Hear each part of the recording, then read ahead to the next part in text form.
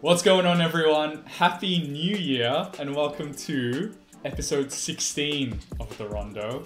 Ryan is my name and joined, as always, by my guy, Josh Parrish. Josh, welcome back. How was your break? It was good. If people don't know, I actually spent most of it in Ryan's house, taking care of it while he was away. So got plenty of use out of the PS5, and I think the next round of FIFA playoff matches will be more competitive without me having to resort to a technological fault and a replay. I noticed you deleted COD off my PlayStation. You can get it back. It's in your account. This guy is just taking the piss. You know how giant that game is? I downloaded it overnight, so it's fine. Yeah, I couldn't install anything without getting rid of COD, and also it's a terrible game. You should play other things. So I think I was doing you a favor. I was doing you a favor. I got notifications while I was away in Tassie on my PlayStation account. All this stuff being downloaded, and I was like, "What the hell's going on?" And I remember that you were living here, So no, I'm glad that you got good use out of PlayStation. I hope that you've brushed up on your skills in FIFA because yeah, you were saved that second game. I was. It was a reprieve from the footballing gods. Yeah. Yes. And before we kick off, nice kit, I have to say. Shout out to PFC Vintage. You went to the pop-up. I did indeed. This cost more than my soul, but yeah, totally worth it. It's a 1996-97 Manchester United third kit from the Champions League. So yeah, it's almost as old as I am. Look, you're up in the kit game. I better delve back into it. Shout out to Paul from PFC Vintage. We're going up to Brizzy together for a pop up there with X Football. So I might have to spend a bit of coin to really level up here. Do you get like a creator's discount? Use my code at checkout. Look, I'll have to use your code at checkout. Clearly. Look, let's kick off, and just at the top, we're not doing Premier League picks this episode for people that have been keeping track. I am very far behind, but because of all that fixture congestion and all the games postponed, we're going to pick that back up next week.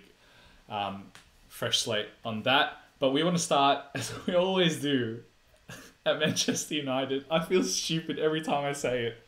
Because we talk behind the scenes, Josh and I, and we go, maybe we should just ease up in the United chat. But it's hard because it is a train wreck that you can't look away from. And we want to open the top of the show with Ed Woodward. He's finishing up at the football club, and we want to reflect on his legacy. What has he achieved? What has he not achieved? And, how does he finish up and how he will be remembered by the club and its fans? And I want to open up with a quote. I was doing a bit of research yesterday because, to be fair, I just tuned out from him for a little while, for a few years there. Because I think his legacy can be measured in two different ways. The performances on the pitch and the performances off the pitch commercially, which United remains one of the biggest football clubs brand-wise in the world. And I found this interesting quote, and it goes... And he's saying this, I think, at a board meeting or something. Playing performance doesn't really have a meaningful impact on what we can do on the commercial side of the business. Yeah, and I knew that quote would get you going. How would you rate Ed Woodward's time at the club? And maybe a good opportunity for people that don't really know about him, give people a bit of a summary on his role and what he's done.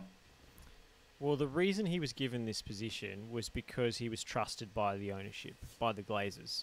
And the only thing the Glazers care about are their share dividends, and Ed Woodward delivers on that front because he came up with this idea of micro partners, of Manchester United having an official noodle partner and an official automotive repair sponsor. Shout out Nissan. Yeah, that's like right. Every single territory in the world, it seems, that has an ability to watch Manchester United games or consume Manchester United social media content has particular regionalised sponsors, and the revenue from all that stuff and the kind of country-to-country approach that Woodward has taken has, to be fair, insulated Manchester United from the financial impacts of their poor performance on the field.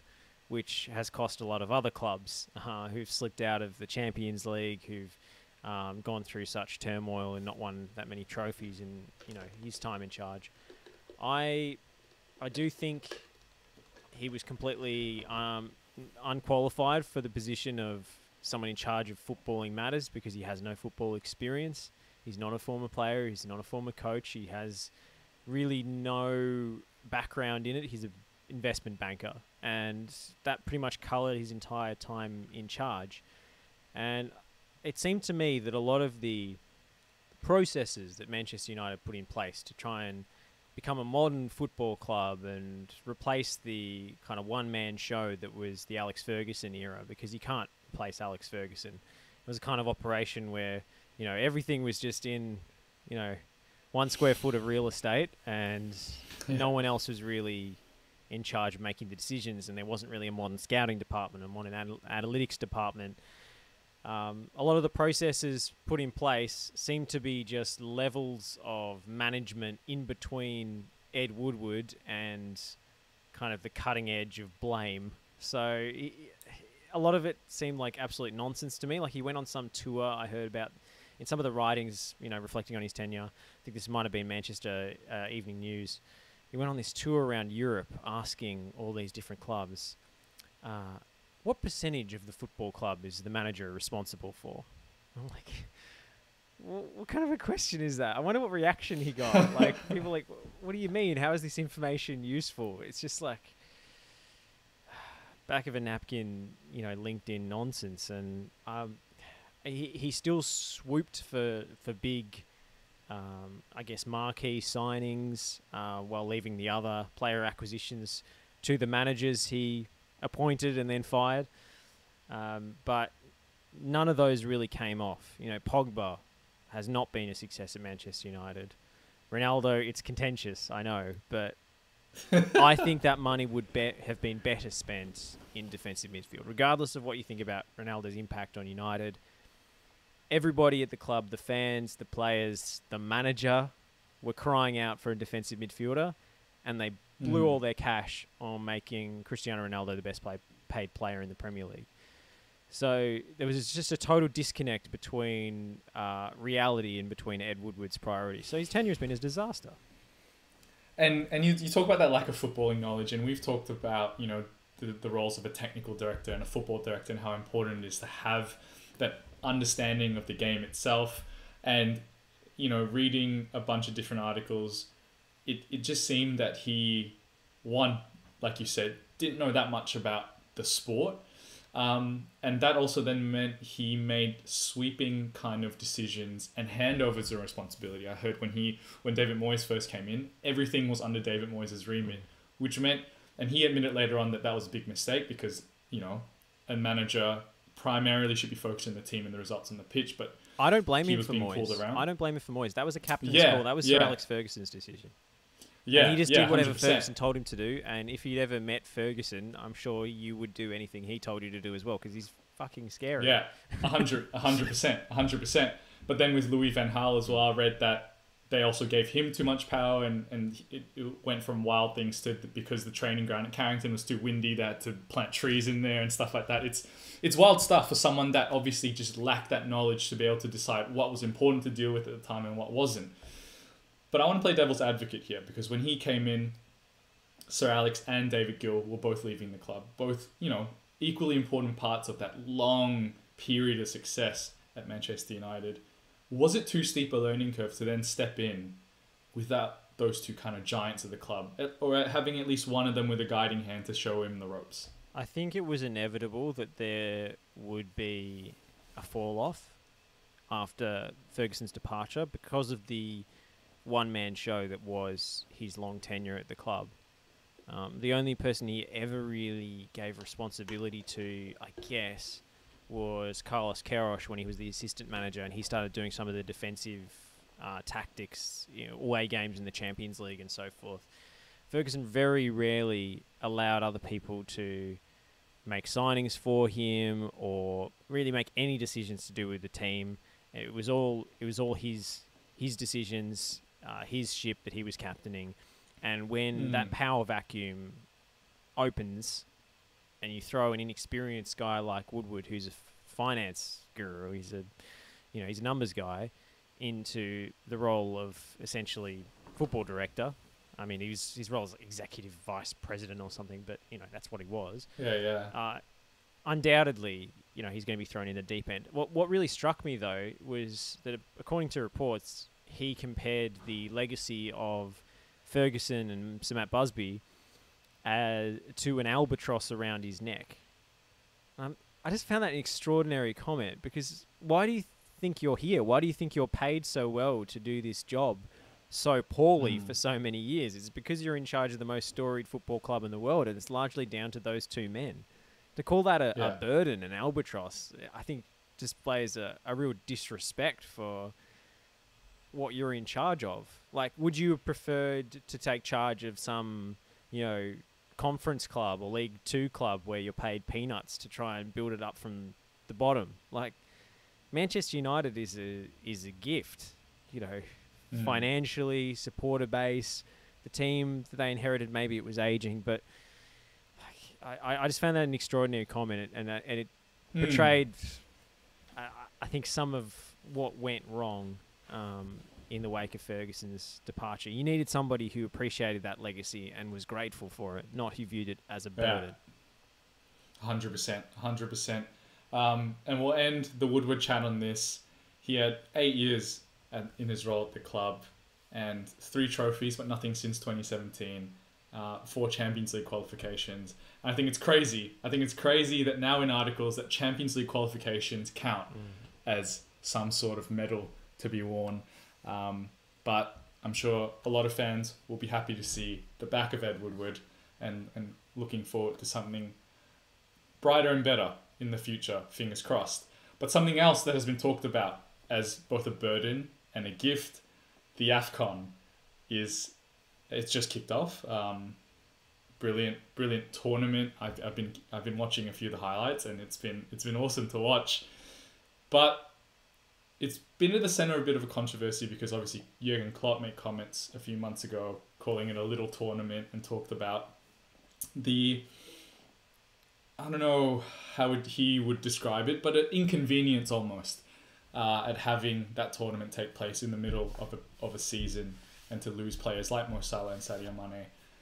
Why do you think the AFCON is such a divisive tournament and talked about in such a derogatory way?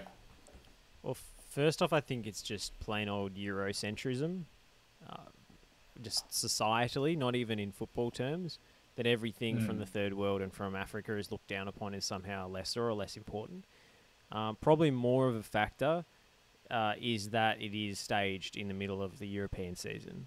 And obviously clubs are going to have a problem with that. But when you're purchasing African players to play for your club, when you're paying transfer fees to get Sadio Mane or Mo Salah or whoever, you're purchasing everything that goes along with that. You know when you buy them that these guys are going to miss a month of football every so often because of AFCON. So to complain about it now seems a bit rich to me. Yeah. Like, it comes with the package. And the fact that some clubs have resorted to kind of administrative loopholes to stop the players from joining up with their national teams is a disgrace. I personally think that international football is the best football. I mean, yes, we get a bit bored of the friendlies and so forth, but the World Cup, the tournaments, it means more, and it should always take priority over club football. If we could do it somehow, I'd probably just have international football because I love it so much. But I think the fact that particularly Emmanuel Dennis not being able to play for Nigeria is a real shame because he's been really lighting up the Premier League in a team that's almost destined for relegation, and he wasn't included in the initial squad because he had a falling out with the Nigerian manager. The coach was then sacked and he was included, but because Watford didn't get the FIFA mandated 15 days notice for his inclusion in the squad, they were able to stop him from going. And if I was Emmanuel Dennis, a guy who's had blow-ups over very, very minor things, like a teammate sitting in his seat on the bus, I'd be going on strike. I'd be demanding that they let me go play for Nigeria because, it's a chance to win a tournament for your country. Like, it's a chance to be immortalised. Whether or not you keep Watford, you stave off relegation. I mean, in the grand scheme of things, who the hell cares? Like, that really pissed me off, and it's really destabilised Nigeria in the run up to the tournament. They haven't been able to basically get a replacement striker for Victor Osimhen, who's under an injury cloud. Yeah, and is there a way, do you think, in the future for the conversation around the tournament to be changed, or is it always going to be clouded by this kind of tension between the European clubs and managers and the players and the countries that they it's an honor to, like you said, it's an honor to represent your country, and nothing is bigger than that. While there is a schedule clash, there will always be this conflict.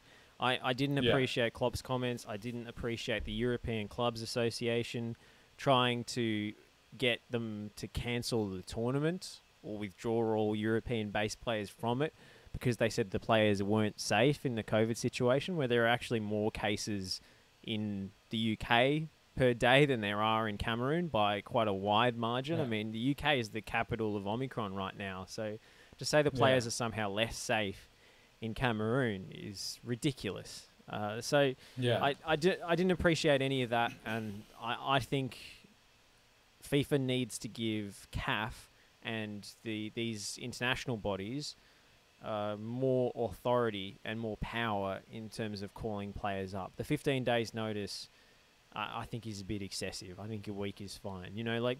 The stuff like that. I think FIFA can give international bodies a little bit more leverage in this power struggle. But as long as Africa has a wet season and a lot of the countries in the continent, as long as they are forced to stage it in January rather than staging it in the European off-season, there will always be this push and pull and this tension between CAF and between the European clubs, which is a shame because it detracts from what is one of the best international tournaments in terms of the crowds, in terms of the drama, in terms of the football, in terms of upsets.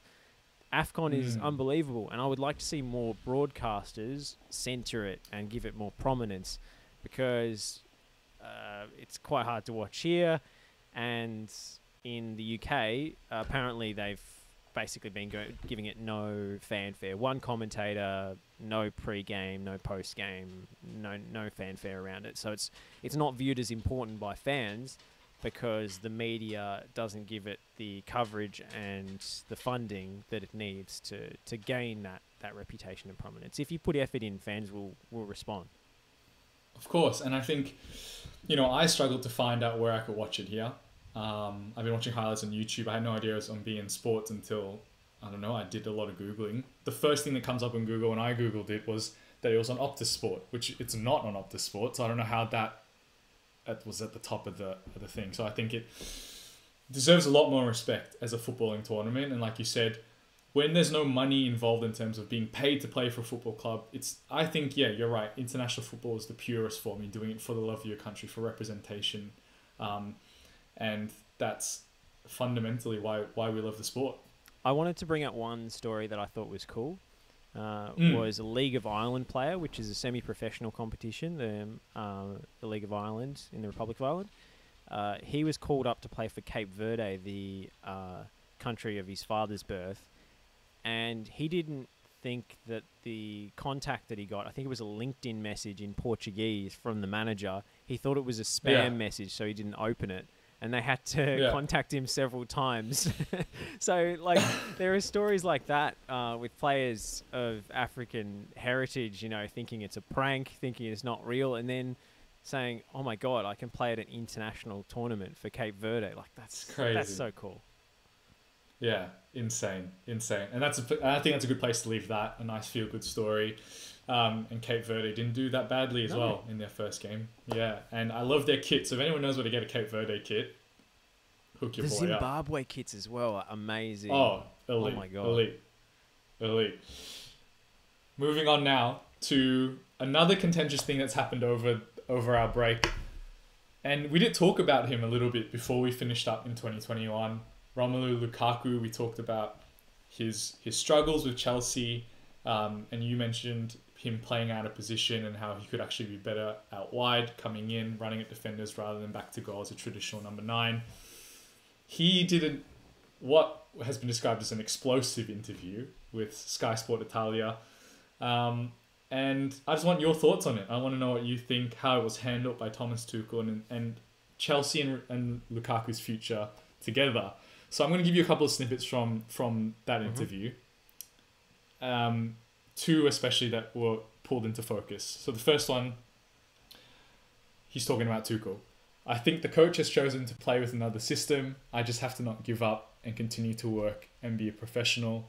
I'm not happy with the situation, but I'm a worker. And he goes on to say, where does he talk about? Because then all these memes came out with him about Inter Milan. My favorite was when, my favorite meme was when someone's offering a glass of water and he talks about how the water in Italy tastes better and stuff like that, which is just amazing. So he says, now I think it is right to speak because I have always said that I have Inter in my heart. I will return to play there. I really hope so. And so from that interview, obviously shed some light on how he was feeling about the situation in Chelsea, his relationship with Tuchel, and what felt like to me was this maybe a tinge of regret, and I might be wrong, a tinge of regret about the way the move was handled, and the desire to go back to Inter Milan. What were your thoughts when this interview came out? I think he was more trying to repair his relationship with the Inter fans who felt very jilted after he departed, and also have probably sent him a lot of messages like, oh, Dzeko's better than you ever were, like, screw you kind of stuff. And that's understandable, that emotion after you win a title and then, you know, your coach departs, a couple of your best players leave.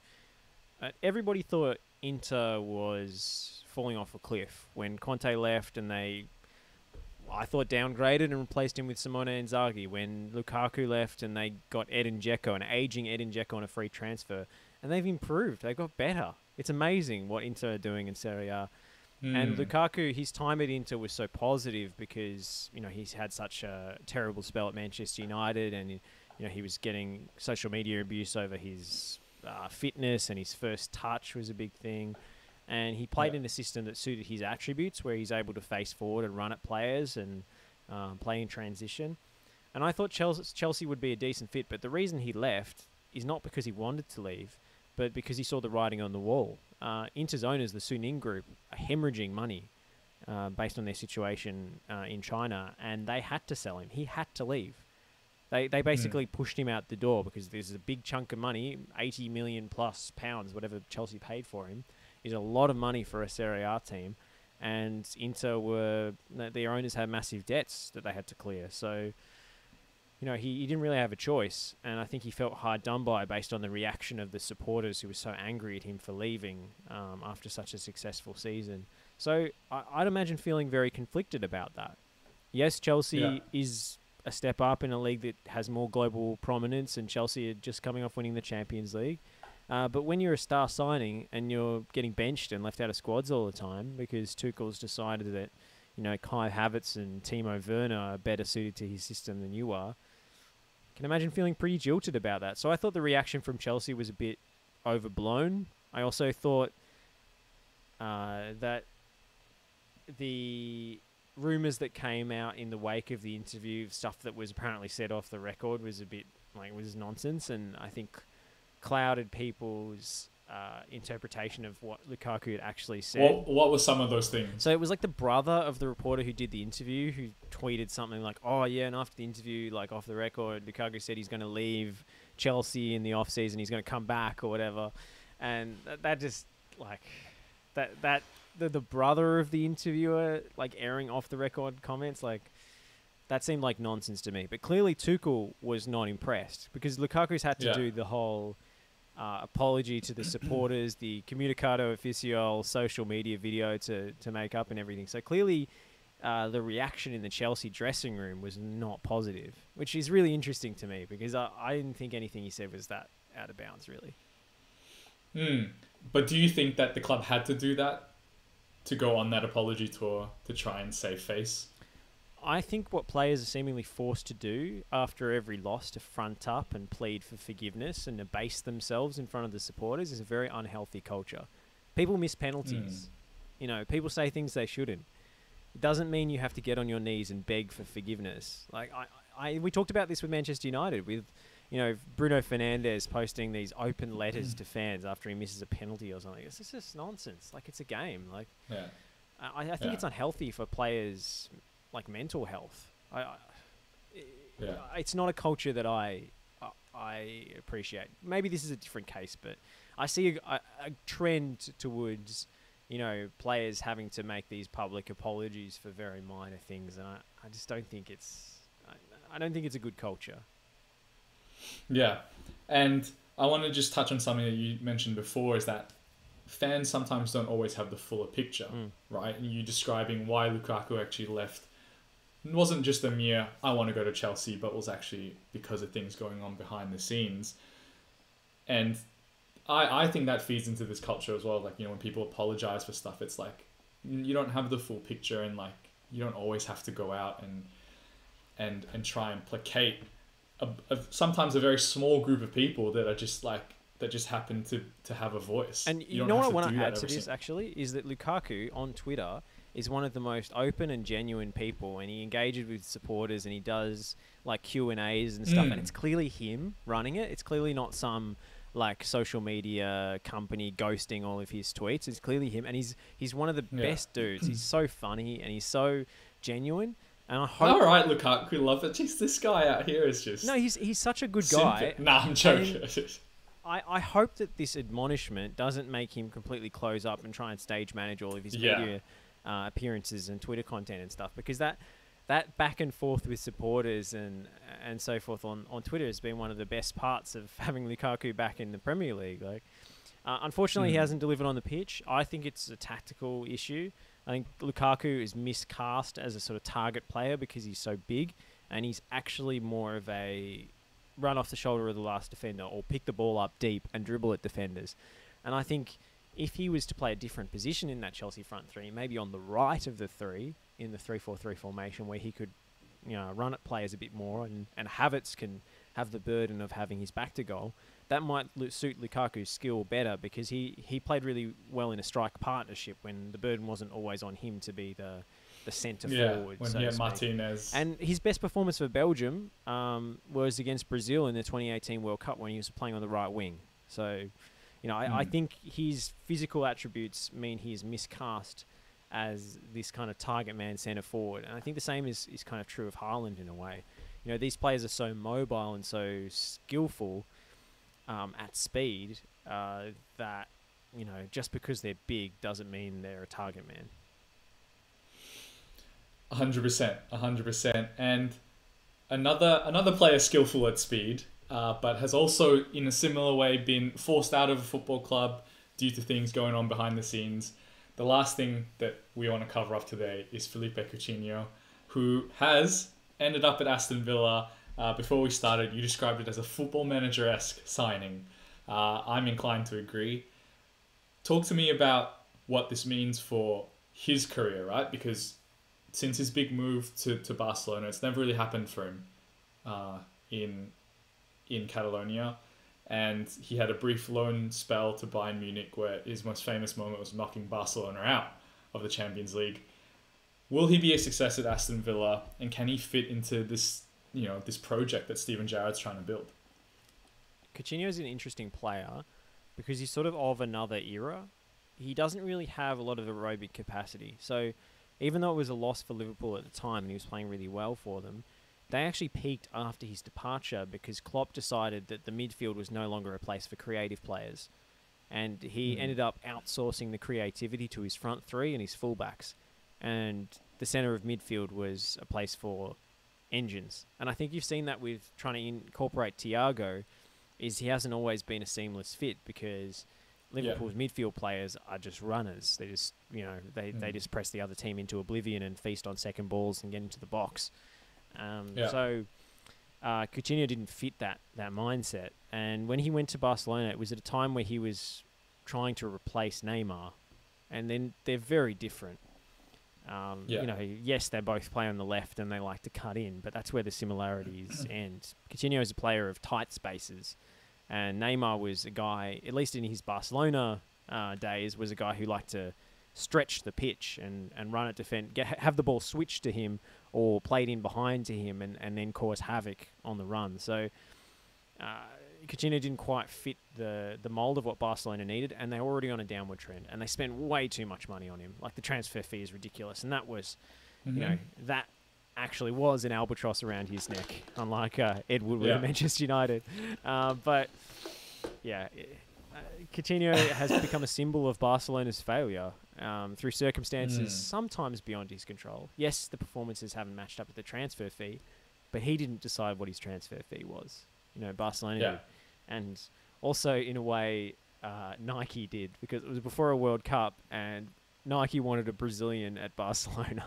So that was one of the reasons why that transfer happened. At the time, I remember reading. It was a bit weird. So, yeah. Crazy. I think it's really weird that he's going to Aston Villa, but it's also a demonstration of just how financially superior the Premier League is at the moment. Sort of terrifying evidence of that. The rest of Europe kind of cows to Premier League's financial supremacy in the wake of COVID. Coutinho shouldn't be at Aston Villa, but he is.